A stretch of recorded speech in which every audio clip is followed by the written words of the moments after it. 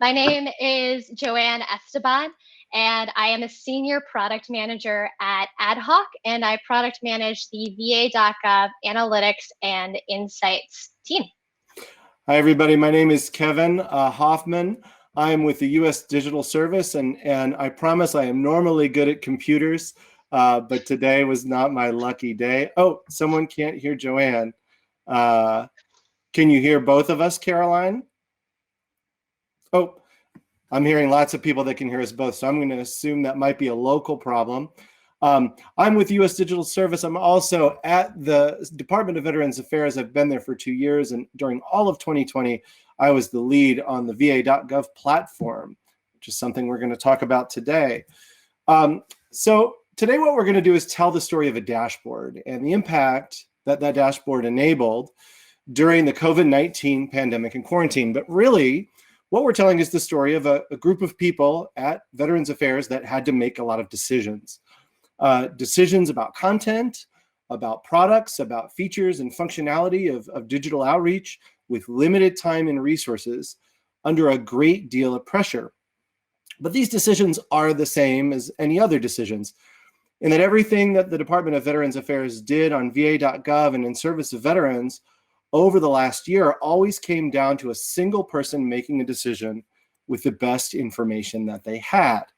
Now, a story that I find particularly inspiring about one person making a decision that had a great impact is the story of Soviet Union Air Defense Force Lieutenant Stanislav Petrov.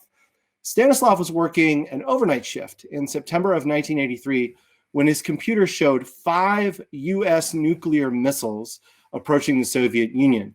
Now, normally, the decision path that he would follow would be to escalate to his superior officer, and that officer would have made the decision to return fire, initiating a nuclear war between the Soviet Union and the United States. But Lieutenant Petrov's gut told him that something wasn't quite right. So instead of reporting the incident to his superior, he dug into the data.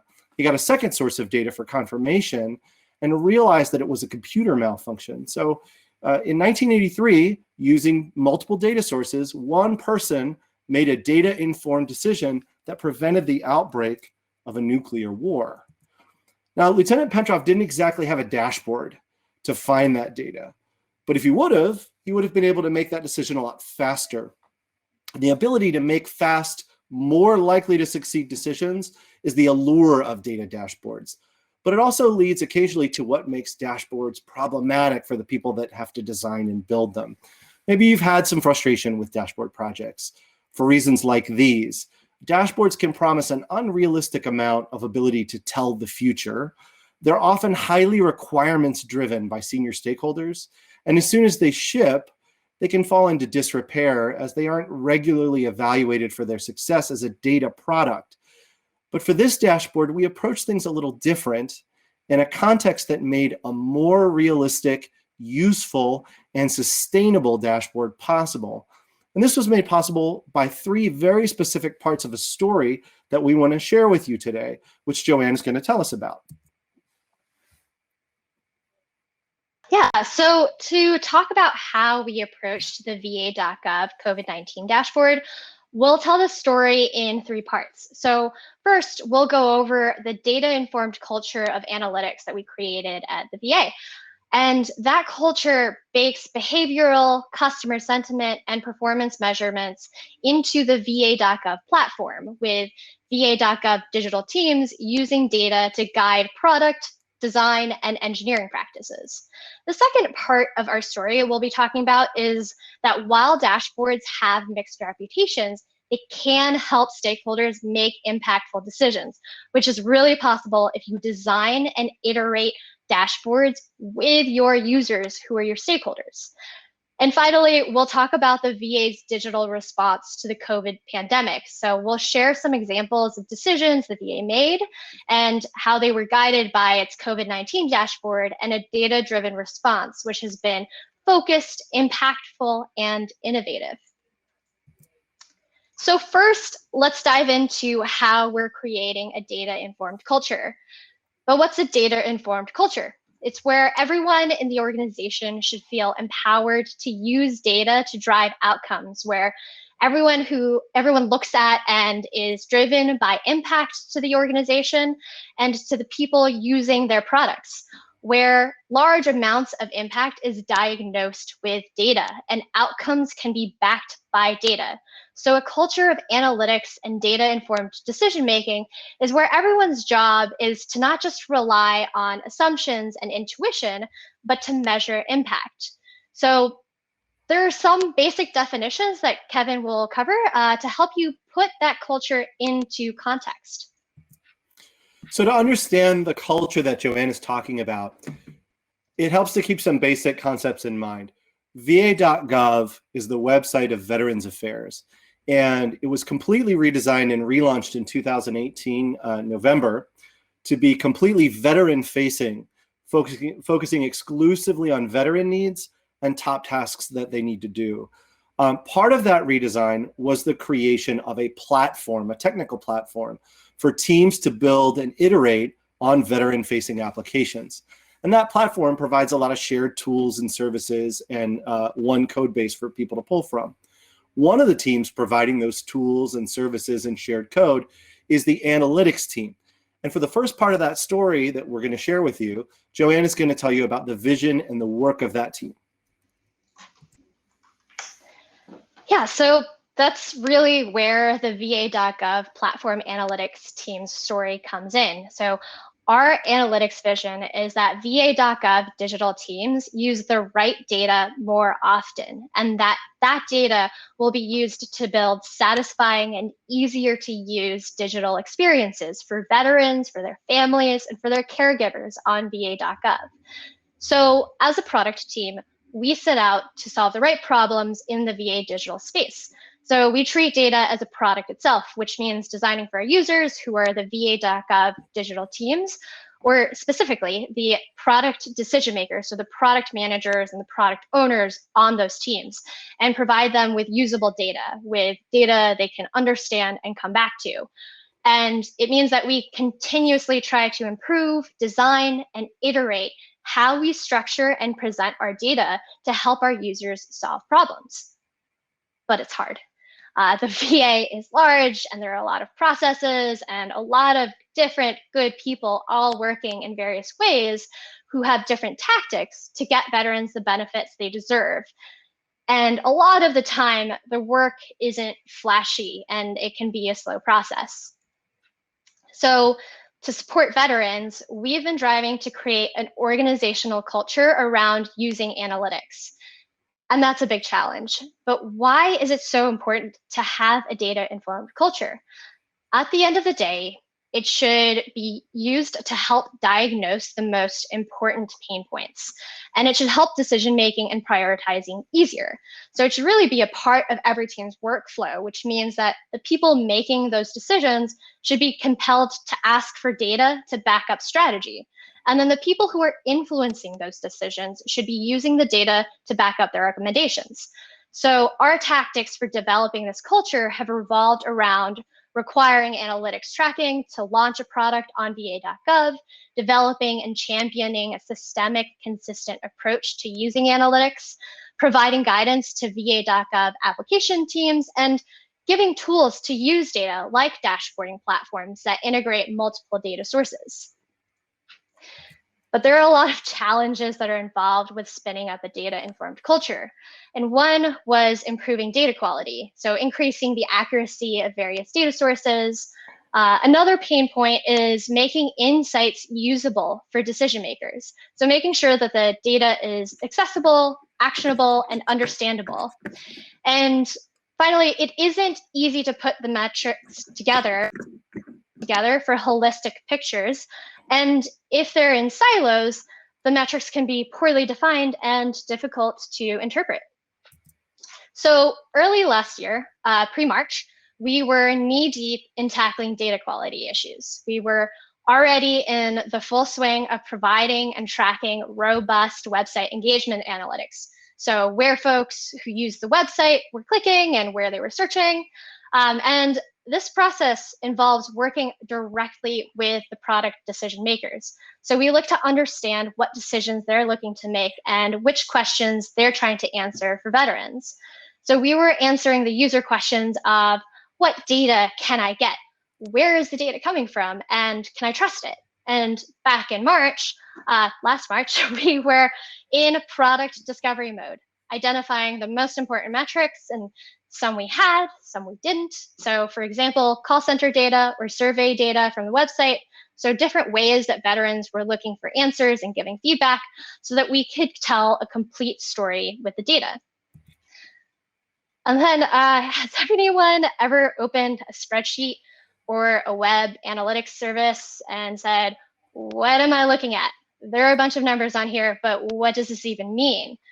So that's what it's like for us. So in treating data as a product and addressing these pain points, we also needed to guide decision makers through their own user journey and make that data easy to find and easy to read. But the tools that we had weren't powerful enough to design data visuals, and our users couldn't really understand and share the data on their own. So in early 2020, we acquired a business intelligence tool or a BI tool to pilot dashboards, and people started using those dashboards, and the data was easier to read, but they dropped off. So the generic data that we had wasn't actionable enough to make decisions. And so we needed to pivot and get more robust data so that folks would come back. And we also developed KPI setting workshops for training so that our users, regardless of their background, could understand how to use the data and track towards outcomes and experimentation so that they could not only create new products, but also improve, maintain, and iterate on services already on va.gov. But you need to have the data in the first place. It often comes from multiple sources and in multiple ways. And I'm sure y'all can appreciate the struggle of trying to do your own data analysis from emails with charts attached on a PDF or a table typed into the email itself. And while those are great to understand other people's reports, you have to manually grab the numbers yourself and make your own data sets. So you can have all of the data, but it also needs to be transparent and de-siloed. So in early 2020, we recommended acquiring a data warehouse to help normalize the data and to make it accessible to both us as people and to our BI tools, all from one place. And we were also talking to different VA offices to bring together relevant raw data, but we weren't making much progress. Some offices had previously given the website data before, but it hadn't been put too much. So this is an example of the kind of dashboard we had created as a pilot to support people working on veteran-facing applications. On the right, or I guess on the left, technically, we have a va.gov self-service web application that gives veterans the ability to apply for healthcare benefits self-service. On the right side, we have a few views from one of those dashboards related to that application. A chart showing overall usage of that application and another chart showing the completion funnel, detailing what percentage of users make it through each step in the application and where abandonment rates are highest.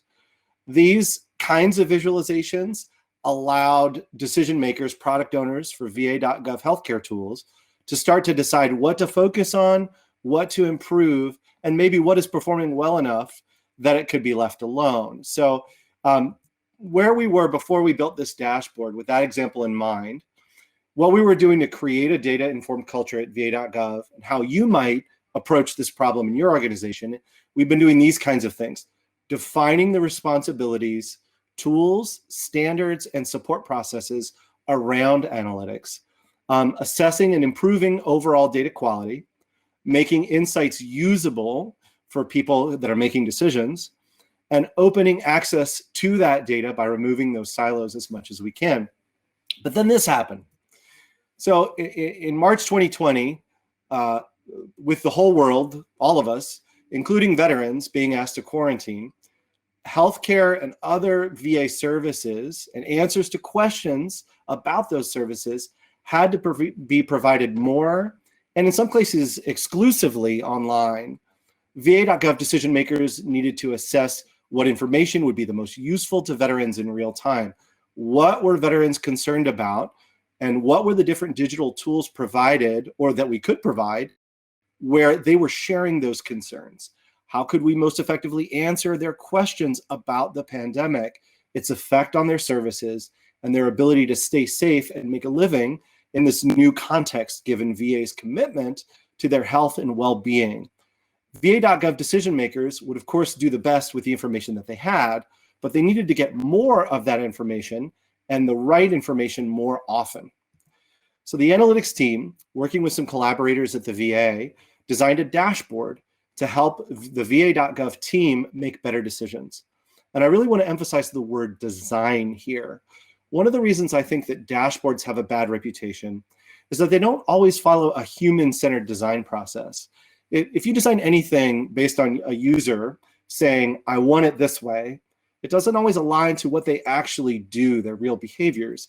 A dashboard should support one user story above all others. It should make it easier to make a decision. Often people making decisions are used to cobbling together data from those emails and Slack and PDFs and assembling that into an argument. And they think in terms of what they do to get that data, but they don't think in terms of how they actually make the decisions that they make. So that's why it's so important to design with users, not for users. If you just ask a decision maker, what do you want on this screen? They will tell you what they normally do to get it. But if you ask them to show you how they actually made a decision, that gets closer to user-centered design for dashboards. Here's the design process that I'm pointing. So first, it's important to consider what context the Office of the CTO Digital Experience team found itself in March of 2020. The Digital Experience team is the team that manages VA.gov. It's a part of the Office of the CTO under our CTO, Charles Worthington.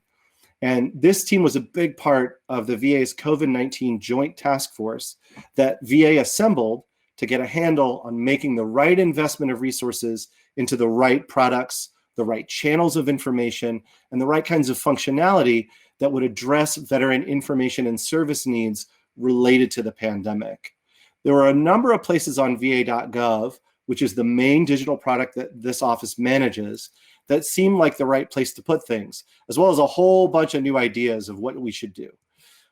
These are just a few examples of the va.gov applications that needed real-time usage data.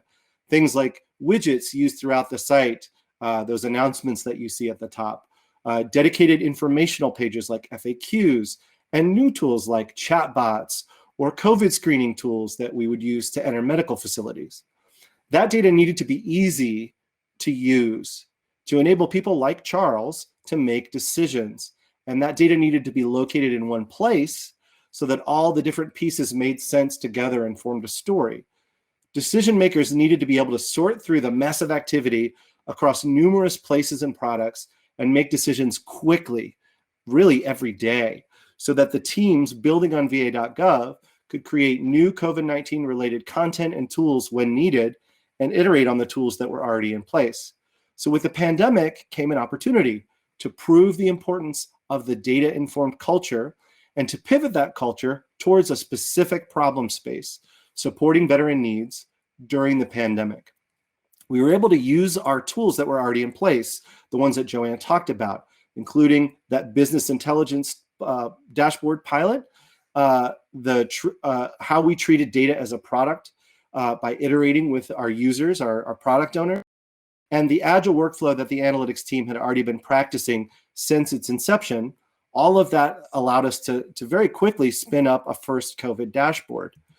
You see, the analytics team, they were already functioning as a digital product team, and they were used to working in an agile fashion and pivoting towards problems. They were piloting and testing data gathering techniques and making those dashboard pilots with that BI tool. They were learning how to use these tools to support analytics needs as they went along. And because of that agile approach, the team was able to rapidly pivot and prioritize things related to the pandemic. I do want to say the folks at the VA, myself included, we can't express enough gratitude for the efforts and the capabilities that this team allowed the VA to have. They really stepped up during that first week of the COVID-19 quarantine in March, when all of our lives were up in the air, But they were able to hunker down and work together. And in less than 2 weeks, we spun up the first iteration of the COVID-19 dashboard. Now, we were already prepared to track overall and product-specific web usage. We had previous VA.gov usage baselines to compare COVID-19 specific usage and content too. So the analytics team worked with stakeholders on tracking the details of different COVID-related components that made up the website. And we made sure that product owners could understand exactly how their products were being used. This was the first version of the COVID-19 dashboard. And it allowed all VA stakeholders to log in and look at this, look across the range of tools being provided on VA.gov, and compare usage behaviors in FAQ pages, in the new COVID dedicated chatbot that was launched, and even data sources like topics that were coming up in call centers related to the pandemic. Now, after running a dashboard like this for, let's just say, about a month or 6 weeks, the team decided to sit down with the users of the dashboard, the stakeholders, people on the task force, and revisit that design, capturing what would help them make better decisions even more quickly. The data that we had was good, but it wasn't enough. The data that we needed was the real data on the entire veteran experience, and that data can be scattered across different places, and it's hard to understand by itself. If veterans were looking for information on the website, but they couldn't find it, we wouldn't be able to surface that by looking at analytics traffic. So for that reason, we used the dashboard and the iteration to bring together call centers that I mentioned from VA tools outside of VA.gov, like My Healthy Vet, things like text messaging services and products. We have one for healthcare called Annie, across many different business lines, and even outside of the VA, like social media trends, things that were happening on Twitter and Facebook and other places, to look at veteran questions more holistically. All of that data correlated against web usage and other veteran product mediums to make sure that the data was aligned with veteran voices. The dashboard called out themes from social media. It injected qualitative data as well as the quantitative data we already had. We grabbed data from our website usage tracking, and those callouts injected into the quantitative parts of the dashboard.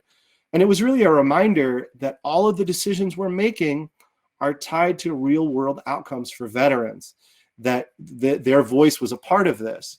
So every week throughout the summer, after the pandemic started, we continued learning from those stakeholders that were making decisions and iterating. And they work with members of the COVID-19 Joint Task Force to iterate with new data, to drop data sets that weren't useful for making decisions, to redesign visualizations to better represent the story of the data, normalizing the taxonomy of topics across multiple tools, and pulling insights and analysis to call out the stories around trends or outliers. And we eventually moved out of crisis mode so that we could really intentionally design that dashboard. And there's now an at-a-glance homepage for top topics. There are subpages for more details about content usage, COVID-specific topics, and exploratory analytics. As a result of all this iteration, it's clearer how often and how much COVID-related tools are being used, and topics that were originally scattered in multiple charts are merged together to show trends across different mediums. We needed to iterate on the dashboard, and that's what we're talking about when we say treating data as a product. Because in the beginning of the pandemic, the needs were unclear, and it wouldn't have been very agile to waste time defining a lot of requirements and detailed specs for the dashboard. We wanted to get data in the hands of the users, those decision makers, as quickly as possible, and then observe how they made decisions. So, all of the data I described, VA.gov usage, call centers, specific web pages for COVID content and engagement across a variety of tools inside and outside of VA. And the iterations were at the heart of making this possible. In this example, you can see 3 iterations of one single data type. On the left is how data was originally provided from call centers. In the middle is how people were actually using the interactive automated voice tree. And on the right, it combines voice tree usage with actual call center transcripts and VA.gov usage into a single chart, emphasizing the growth or decline in topic engagement. Getting to that improved dashboard state would not have been possible without a lot of collaboration and communication between VA business units. We were ultimately able to source data from 11 different sources inside the VA and a combination of manually added and automated data sources. Those multiple sources had data in multiple formats as well, and it had to be normalized in the central data warehouse that Joanne talked about recommending earlier. So we had data coming from APIs, and we had those emails and spreadsheets and PDFs, and the data warehouse allowed us to normalize that, even raw data sets that were coming in. For those of you that would like to see what that looks like in technical terms, here is the engineering diagram that shows you how APIs were coming in, where the data warehouse sits, where the BI tool sits, that gave us the capability to ultimately present a decision-making tool to our stakeholders.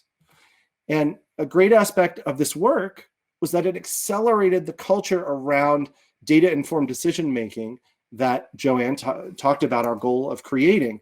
Data was made more transparent. We had the data in one place, and we made it presentable and easy to read.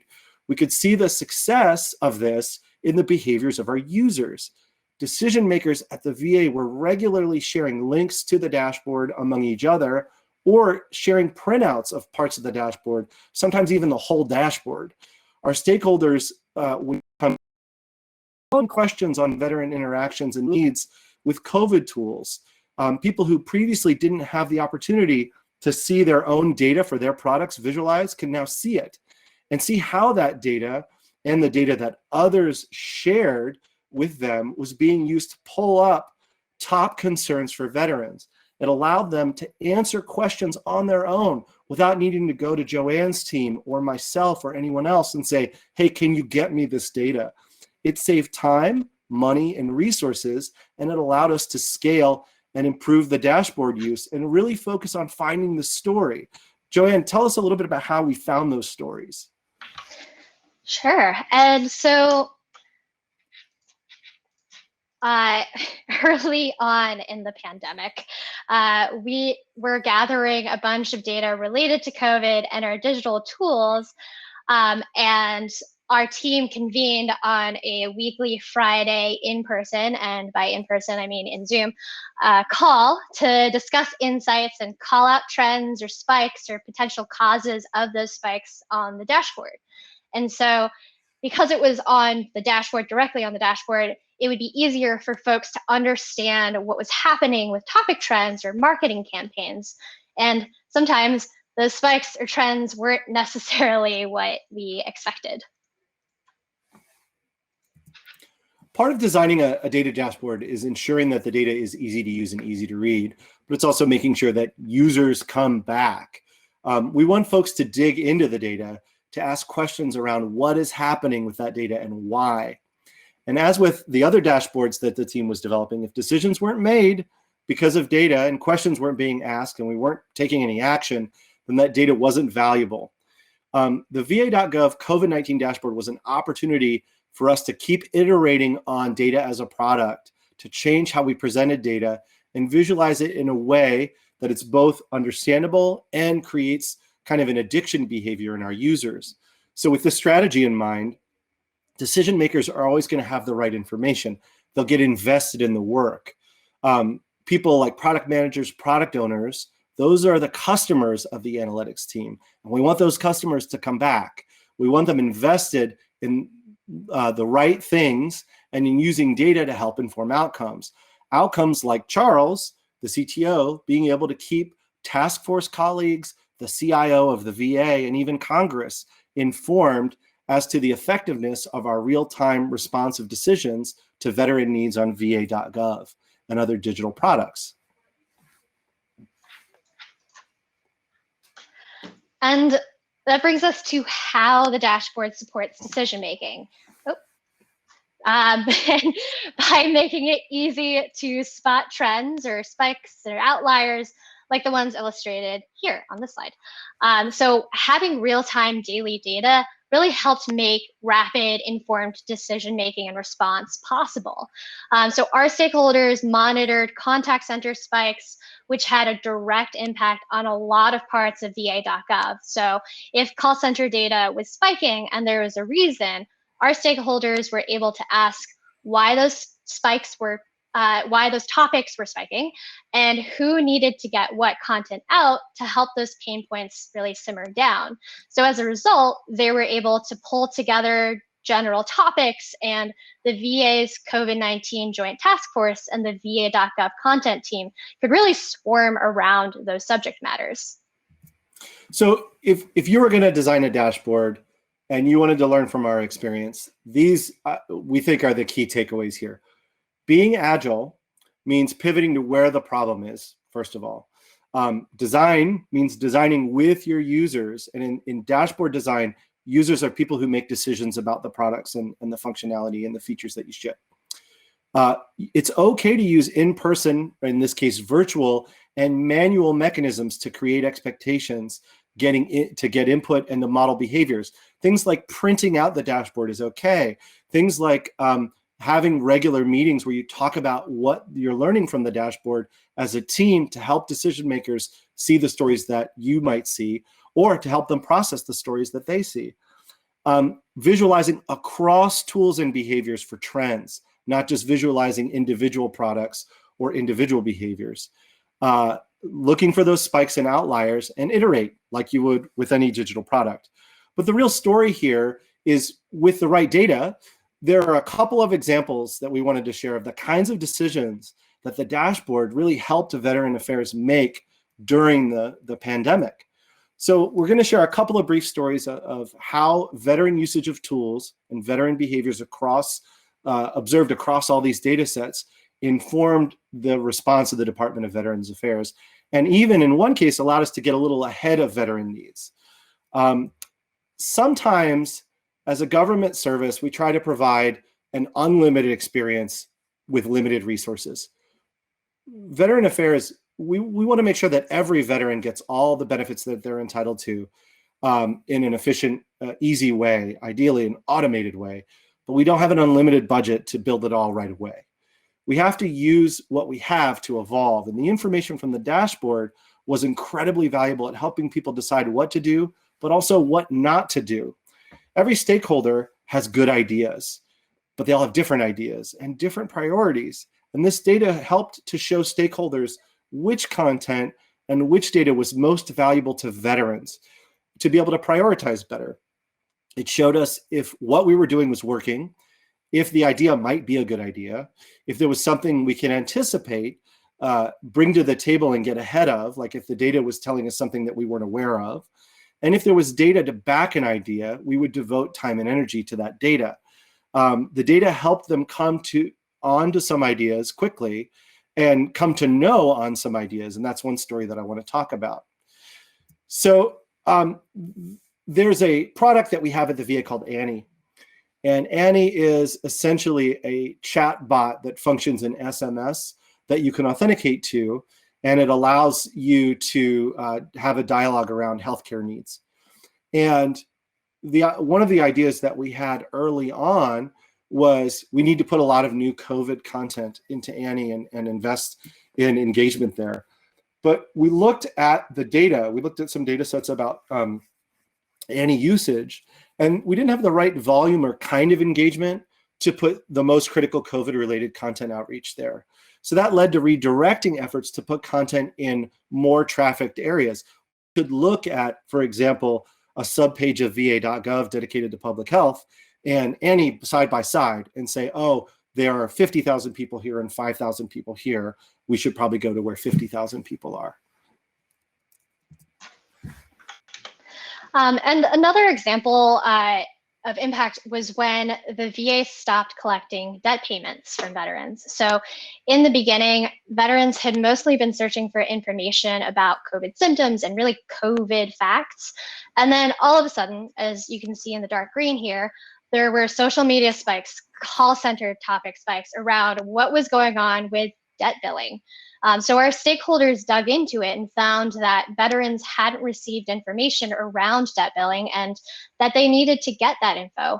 And it's because veterans had stopped getting letters saying that they owed the VA money. So our stakeholders were able to send out clear communications that veterans didn't owe anything. So they worked on designing content that was clear and actionable for veterans, that the VA paused debt collections for now, and veterans really didn't need to take any action. So messages were sent out via SMS, and updates were shared and prioritized on the VA COVID FAQ page. The last thing was how we were able to get a little bit ahead of veteran demand. So in the COVID-19 dashboard in one particular week, we saw a slight shift towards stimulus payment inquiries in the chatbot. And based on that early shift in activity, we developed some new content and some new responses in the chatbot around the coronavirus stimulus payment. And then, based on what was in the news and some other things, across the board, all of our tools, that topic spiked. So we were able to kind of get ahead of that by having some additional content in the chatbot and content on va.gov around this content before the demand really hit, based on early engagement in one of our particular tools. Like many people in the quarantine, I personally recently got a puppy, and her name is Moxie, and this is Moxie. Joanne, what is next with our work? Yeah, so our analytics work during the pandemic really helped us create and grow the VA.gov's data-informed culture. And we were given an opportunity to better serve veterans during a time of crisis. It really opened up a path for us to quickly test and explore dashboarding as a data product. And we're really grateful for that opportunity and the opportunity to serve veterans during this pandemic. And we're still trudging ahead. So we're looking to build a platform where anyone who builds on va.gov can have analytics baked in. And we want them to be able to use those analytics to help them make decisions and prioritize the right work. And I hope the story helped you see that you can have a great impact with a dashboard. We've been able to acquire a data warehouse to help develop and scale our data quality. We've also been given the space to intentionally design the dashboards towards the questions that product decision makers are asking, so that folks come back to the dashboards and look for insights on their own. And we're expanding on analytics self-service resources, like making a KPI setting framework and writing an analytics playbook to address how and why we should be using KPIs to measure outcomes for va.gov products. And finally, the COVID dashboard has really helped us advocate for more automation to collect and report data, and for more collaboration across the different VA offices to give a full picture of veteran needs. So the COVID dashboard really accelerated our work and will continue to create an open data culture and to empower va.gov's digital teams to make more holistic, data-informed decisions for better veteran outcomes. We may not be stopping a nuclear war like Lieutenant Petrov did with this data dashboard, but we do this to make veterans' lives better, both during a pandemic, but also in the day-to-day lives of veterans outside of international crises. To put this disparate data together and share what's most important and what should be prioritized, and to pave the way for increasing the ability for veterans to get their benefits self-service, the benefits that they've earned, decreasing the amount of time it takes a veteran to receive a benefit that they've earned, and really maximizing their satisfaction and the stability and security of getting those benefits, making sure they work in a way that the veteran is pleased and they trust the service. Yeah, and again, we're really grateful for the work that we did on the COVID dashboard and that we were able to support VA digital decision makers throughout the pandemic, and decision makers like Charles and Lauren that Kevin mentioned, and many other people at Veteran Affairs that supported veterans throughout the pandemic and who continue to do so now. We hope that this data and other dashboard tools we build at Veteran Affairs can really help the right people make their decisions faster and easier, to help them catch some of the less impactful decisions before they end up costing time or money without the desired results, and make a greater number of decisions that get veterans the information and benefits that they need when they need it most. And so we want to take another moment to thank all of the people that contributed to this work at the VA, our prime oddball, our teammates at Ad Hoc and Empirical Path, whose expertise, support, and very long hours really made this possible. And we also want to thank you all for joining us today to share our journey on this work. And so if you have a few moments, we should have some time to open up for a Q&A. And so we can go ahead and dive in if anyone has any questions. I think we have some questions in the Q&A already.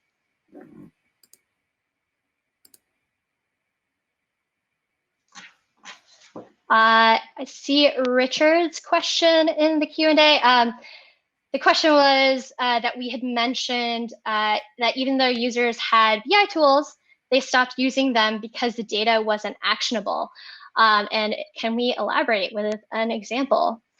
Yeah, sure. So one example was we had a bunch of website and user interaction analytics, but we had kind of like the start and stop of folks coming into a form or folks coming into a product on va.gov and not really understanding where they dropped off in there. And so that was one thing that we wanted to get a data warehouse so that we can really make more specific calculations on where folks were dropping off, so that our va.gov researchers and designers could understand why they're dropping off, because kind of that higher level data wasn't necessarily enough to give them a full story of what was happening. Kevin, if you have any other examples or anything else there?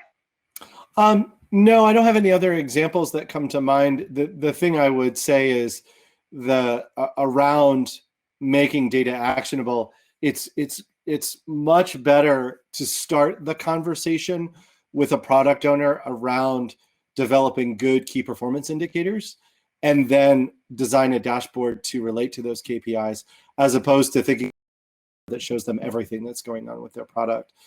So, in my memory, there were a few times at VA where that was the natural evolution of a dashboard's design. It looks like the second question is, we mentioned dashboards often fall into a state of disrepair. How did you tackle this issue?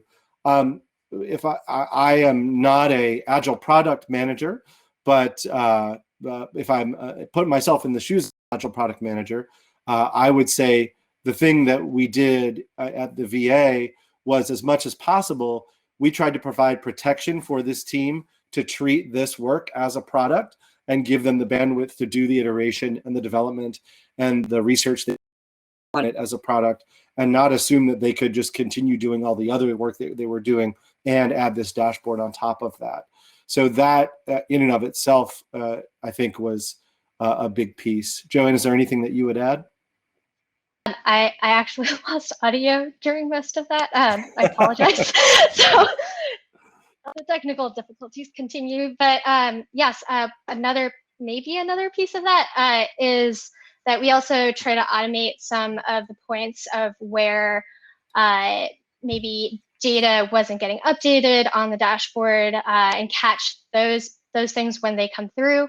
And then for us, being an Agile team, we like to kind of take a look back at least every quarter to see where things could be iterated if users are satisfied, if our users, so the stakeholders on va.gov, are satisfied with their products. We tend to look at our own KPIs to see if folks are coming back or not, and if they're not, why.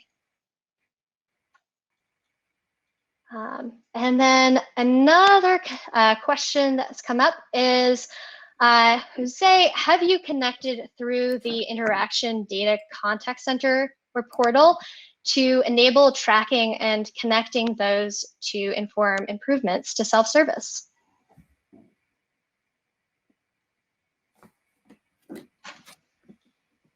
Through the Interaction Data Contact Center portal. Yes. So for us, where we can, if we can automatically connect a CRM to our data warehouse or our BI tool, we try to do that wherever possible, to just kind of decrease the amount of time that's spent on connecting those data points. So that's kind of the high level of what we've been trying to do. Kevin, if you have anything to add. No, I think that was great. I know we've got some more questions. Neil asked, how have you maintained the data quality on the back end behind these dashboards? Has the effort required for keeping up data quality increased with greater usage or interest in the dashboard? Joanne, I would say you are the right person to answer that question with regards to effort. Yes. So since the COVID dashboard, we actually now have a data engineer who's in charge of maintaining the quality of the data.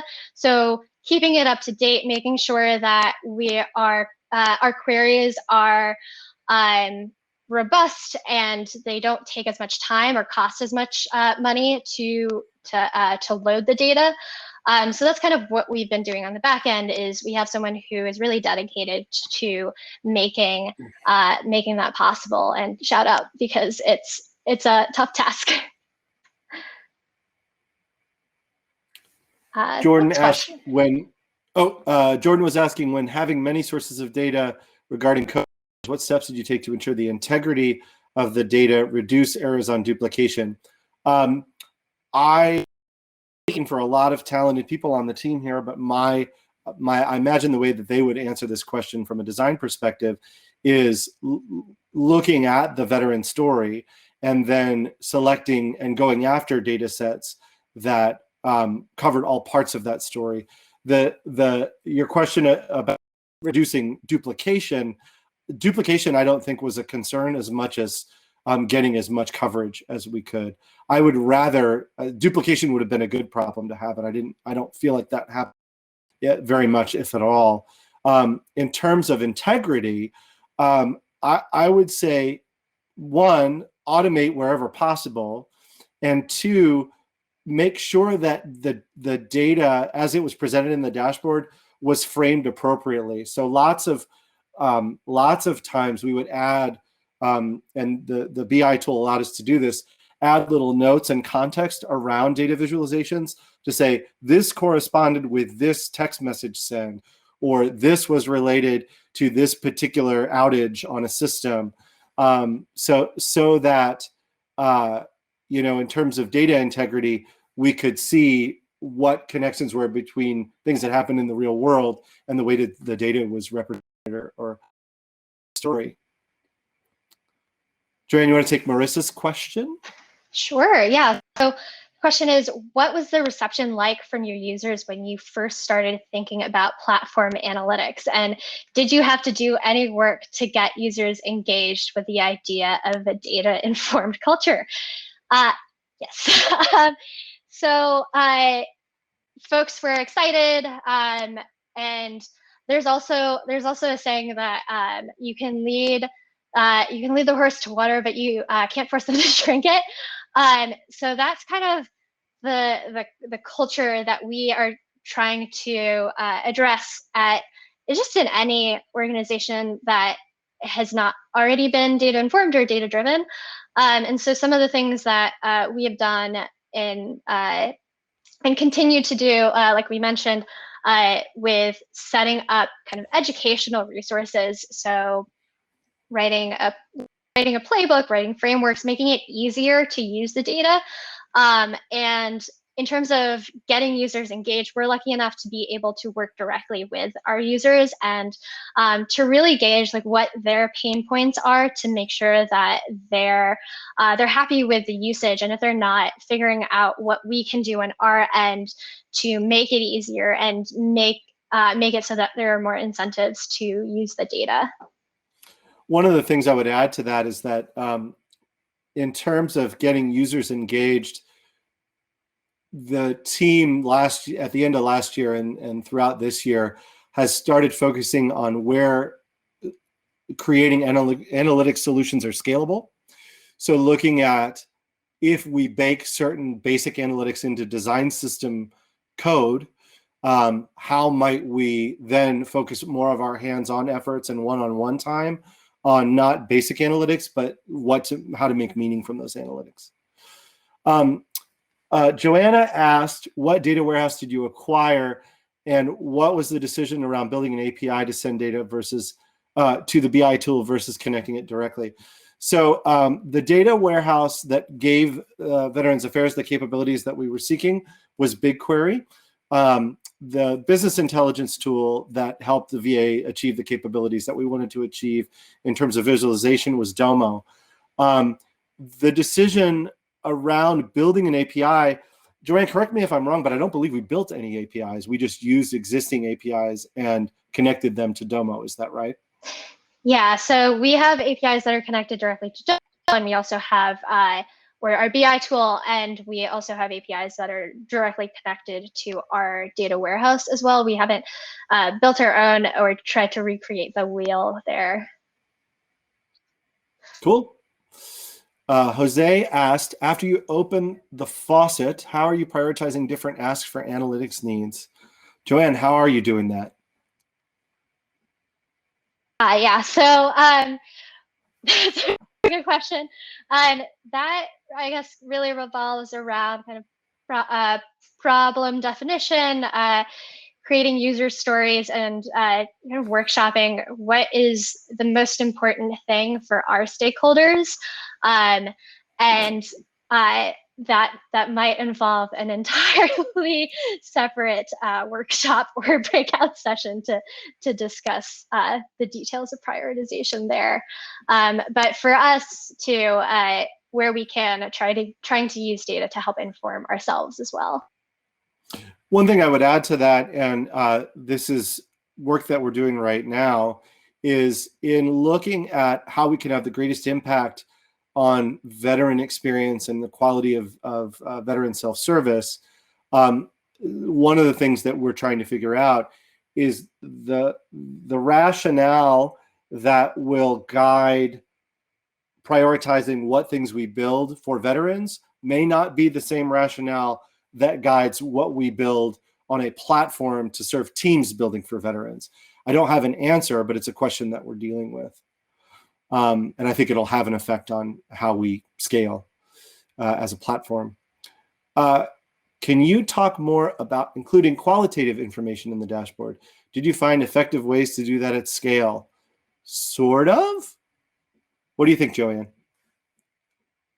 We, a lot of that information we did receive directly from the offices that gathered that information themselves and prioritized that qualitative information.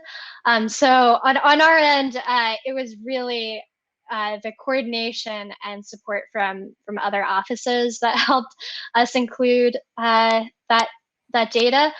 And so we're still working through how we can effectively do that at scale.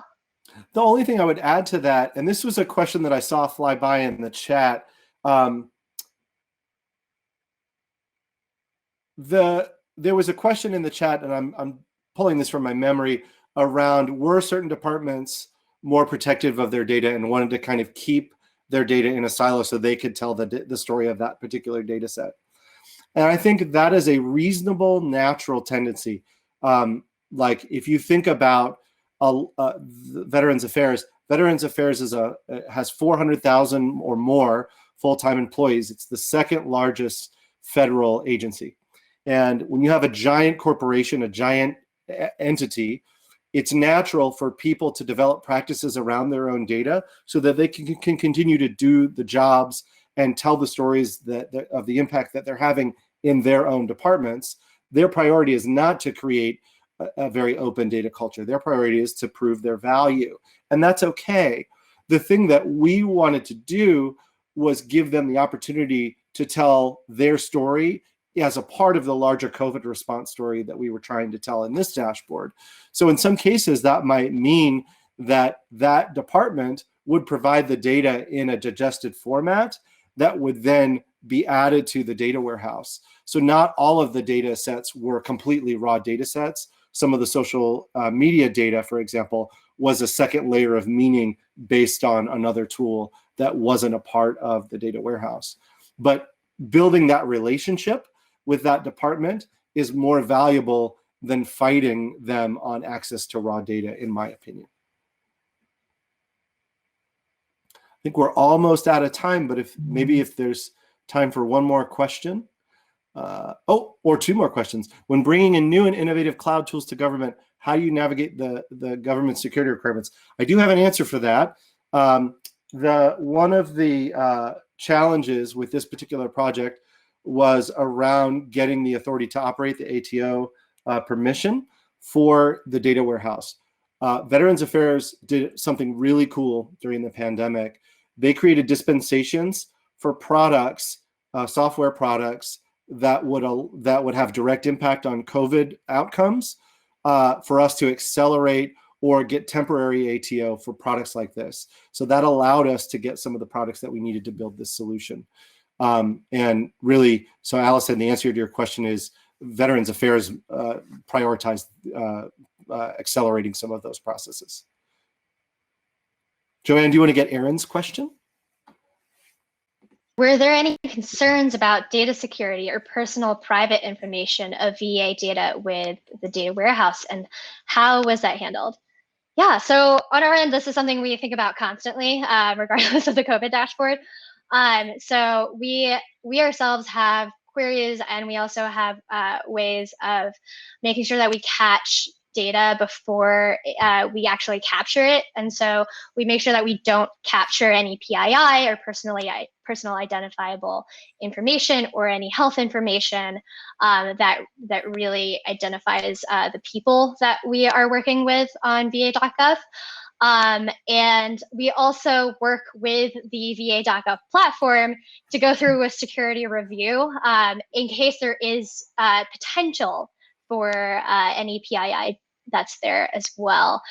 So we do things on our own. We also work with a team that really handles security there. And then, yeah, I think we are at time. Yeah, thank you everyone for joining us today. And thanks, Joanne, for presenting. That was fun. Thank you, Kevin. Yes, thank you everyone for joining us today.